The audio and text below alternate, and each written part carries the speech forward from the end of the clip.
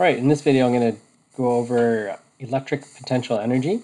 And before I start with that, I'm just going to talk about a few things in energy that you probably already know. So one thing about energy is there are things called potential energies. And they happen when you have an interaction between objects.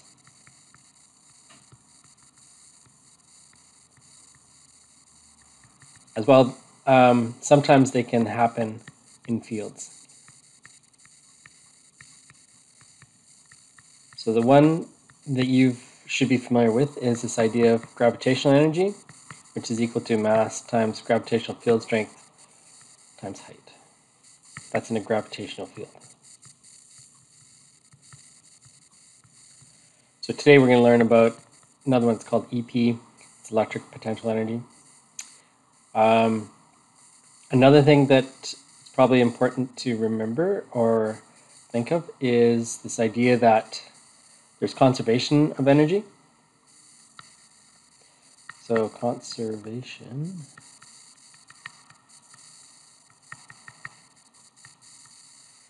and in terms of what we're going to be doing in terms of electric potential energy, I'm just going to talk about EP plus EK is equal to EP final plus EK final.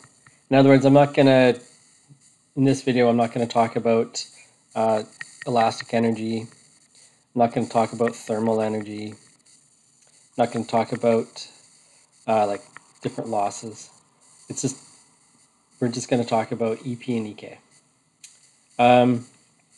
So the idea here is that if you have, say 30 joules of EP energy, and you have another 10 joules of kinetic energy, and then later on you find out that you only have, say, 20 joules of EK or EP, that means EK final is equal to 20 joules.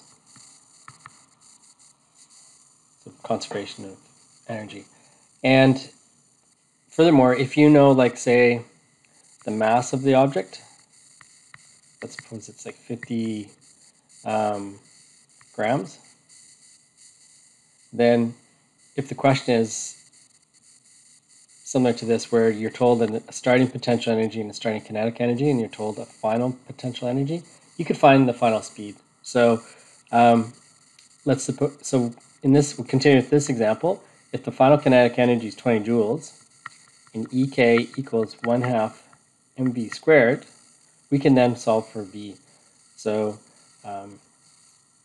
we have V squared is equal to 2 times EK divided by the mass. So V is equal to 2 times 20 joules divided by, we have to change the grams into kilograms, so that'd be 0.050 kilograms, square root. That's 40 divided by 0.05, square root, 28 meters per second. So this is, you're going to be using these kind of ideas in this unit when we're looking at electric potential energy and conservation of energy. You'll get more practice once we get to these kind of examples.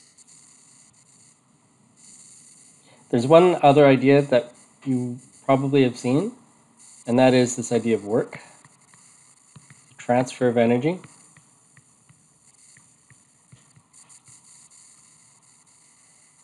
And work can always be expressed as a force times a distance. So if you have a constant force,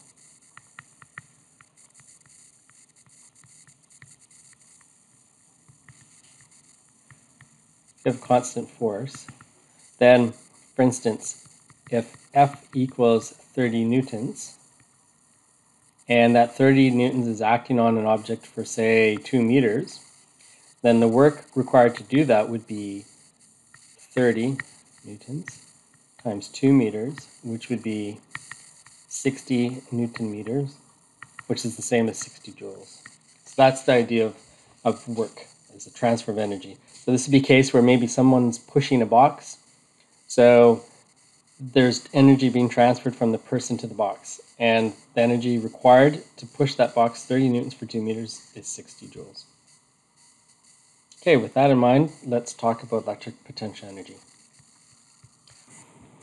Okay, so here we have a graph of electric force in relation compared to the distance between two charges. And by definition, electric potential energy is the work that's required to push two charges together from infinity. So it's the idea you have like two positive charges. They're an infinite distance away. And when they're at an infinite distance away, we would say there's no potential energy between them.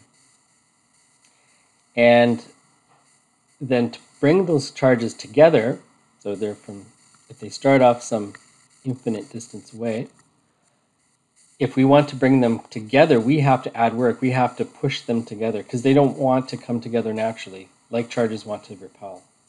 So it starts off at some distance. These charges, with the idea of potential energy, is that these charges are starting from some distance, an infinite distance away, and they're brought together some distance, say r, together. So now they're a distance r close to each other. And the area under the curve is the work. And this goes all the way out to infinity. So that area is the work. And we have an equation for this. It's EP equal to K Q1 times Q2 over R. And that's really similar to Coulomb's law. Coulomb's law is K Q1 Q2 over R squared. In fact, if you think about work is equal to force times distance, that'd be K Q1 Q2 over R squared times some R brought together. Cancel out. That's kind of the idea. So this is the equation we're going to use to calculate EP when any two charges are some given distance r away from each other. A couple things to keep in mind here. So moving like charges together, it requires work. So just like in this case, if I'm trying to move two charges together and they have the same charge, I have to add work to it. However, bringing a positive and negative charge together, that actually releases energy. So it's the opposite of adding energy to the system. In that case, if you had like a positive charge and a negative charge, and you're holding them together and then you kind of let go of the negative charge, it's going to fly out this way. It's going to give off energy. So just a couple things about talking about signs. When we're dealing with forces and fields, those are vectors. And we don't usually use the positive and negative signs with them. Instead, we use arrows or words to indicate direction. So something like FE is 10 newtons up. Energy, on the other hand, is a scalar. And in this case, we can use positive and negative signs to show the amount of work done when charged objects move. So if we add work to a system, we call it positive, and if energy is removed from the system, we say it's negative. So let's work through a couple examples here. How much potential energy is there between a negative 80 microcoulomb charge that is 2.5 centimeters from a 140 microcoulomb charge? So we have negative 80 and we have a 140. And they are 2.5 centimeters apart. And we want to know what's the potential energy. So EP is K Q1 Q2 over R. That's K times negative 80. Actually, I should put times 10 to the negative 6. And 40 times 10 to the negative 6. And we have to change the centimeters to meters, so that's 0.025. Do this in my calculator, 99, 80e negative 6, multiply, 140e negative 6, multiply, 0.025, divide. I get 4,030 joules. That's it. So kind of not super difficult. Now let's suppose we want to move this negative 80 Coulomb charge such that they're no longer interacting with each other. They're not in each other's field. How much work has to be done? So the first question I'd ask is, like, let's suppose we're at this situation where we're actually holding these two charges. They want to actually come together because they're opposite charges. So they want to attract. They want to come together. So we're actually holding them so they don't come together. So that means if we want to split them up even further away, we're going to have to add more energy into the system. So what I would say is, like, if we actually get it to the point where these are like an infinite distance away, in this case, so this case, the EP final is 0 joules. That's by definition. And work is the change in energy, so it's an EP final minus EP initial. So it's 0 minus, and then we started at negative 4030 joules. So 0 minus a negative number, we actually end up getting work equals positive 4030 joules. And that makes sense. We should get a positive number for this question because we are adding energy into the system. Okay, let's try another one. So here we have electron. It has some original distance from a proton, and it is at rest, so they're not moving. It's released and moves directly towards a proton. Makes sense. Protons are positively charged. Electrons are negatively charged. If they start at rest and they're allowed to move, they want to come together, which means the electron will start moving and gaining some speed. Find its speed when it is 1 times 10 to the negative 11 meters from the proton. Okay, so first of all, just kind of we'll examine or think about how much potential energy there is when it's just at this original rest condition. So we have an electron. So first we have a proton. We have an electron. There's no rules to label like that. That's just kind of how I'm doing it. And they are some distance, 2.5 times 10 to the negative 11 meters away from each other. And I can calculate the EP from this. So I'm going to call this EP1 because it's like the initial condition. EP1 is K Q1 Q2 over R. That's K. Charge of, they both have the same charge. It's 1.6 times 10 to the negative 19. That's the proton. Electron is 1.6. It's a negative. And 2.5 times 10 to the negative 11. So EP1, 9 times 10 to 9. It's 1.6 e to negative 6. I'm just going to square it because it's just, sorry, negative 19. I'm just going to square it because it's the same number.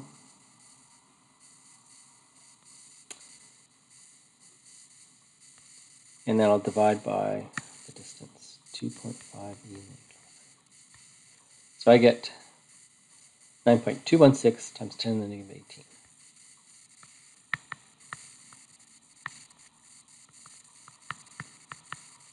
Okay.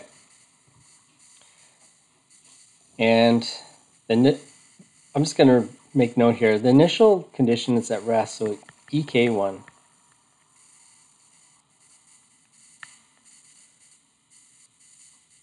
where's my eraser? There we go. EK1 is 0 joules. If it's not moving, there's no kinetic energy.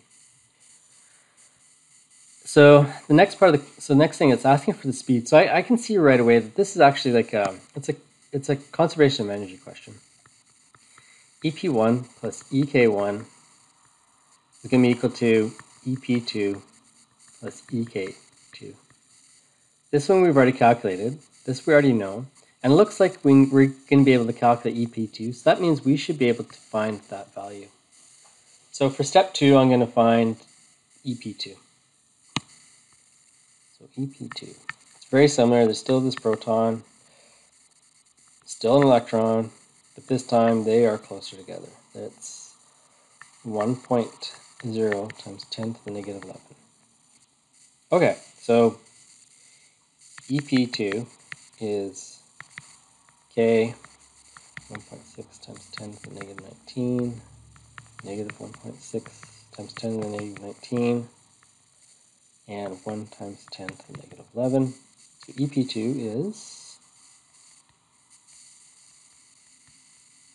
once again, I'll just square that, 2.304.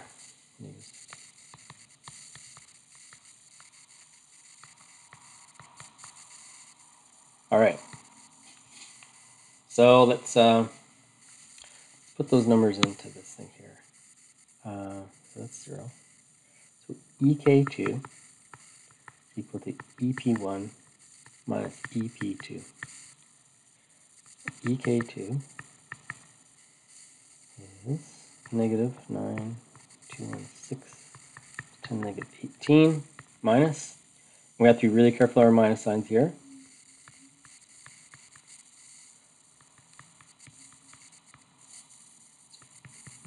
I'd better get a positive number because kinetic energy can only be positive. It can never be negative.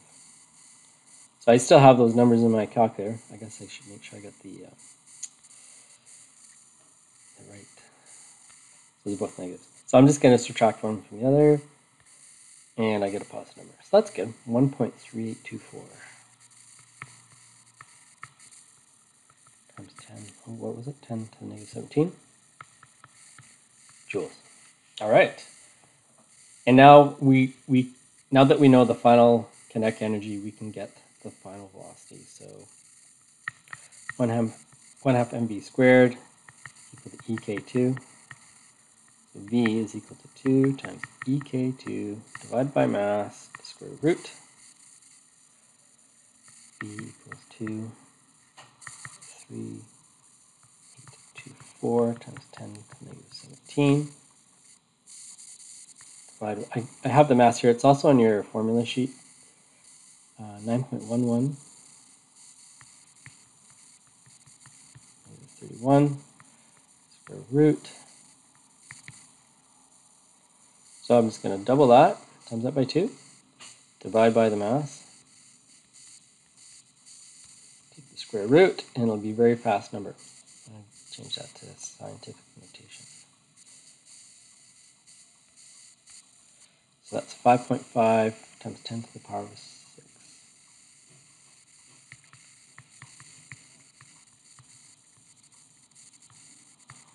There you go. So pretty much I think any question around electric potential energy will be like this. You could be asked to find a potential energy. You could be asked to find the work required to move it from one potential energy to another. This one's a little bit easy because the final energy was 0, but it doesn't have to be like that. And it could also be a conservation of energy type question like this. All right, there you go. Good luck.